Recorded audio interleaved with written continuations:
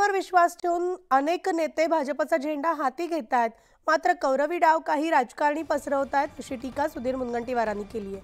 मोदी पुन्हा निवडून येऊ नये असं पाकिस्तान आणि चीन आतंकवाद्यांना वाटतं, तर काही लोक त्याचीच री ओढतायत अशा शब्दात मुनगंटीवारांनी टीकास्त्र डागलंय.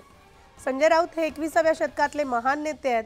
स्वतःच्याच पक्षातून येणाऱ्या नेत्यांना गटार वगैरे शब्द वापरतायत. अशा नेत्याबद्दल मी काही बोलणार नाही असा खोचक टोला देखील मुनगंटीवारांनी लगावलाय.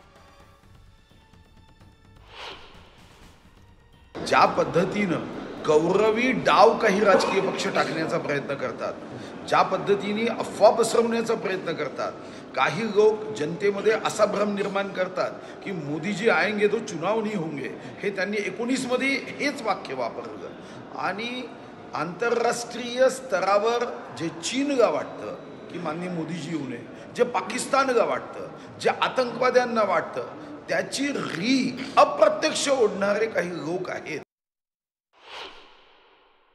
कारण त्यांच्या मुखातून चांगले शब्द निघण्याचं आता कोणालाही अपेक्षित नाही आहे. आज त्यांच्या मुखातून असेच गद्दार, आणि एकदा तर मी स्वतः अनुभवलं, त्यांच्या पक्षातला नेता आमच्या पक्षात आल्यावर ते म्हणाले गटारातलं पाणी हे भाजपमध्ये जाऊन शुद्ध होतो का. स्वतःच्या पक्षाला गटार म्हणून घेणारे ते महान नेते आहे.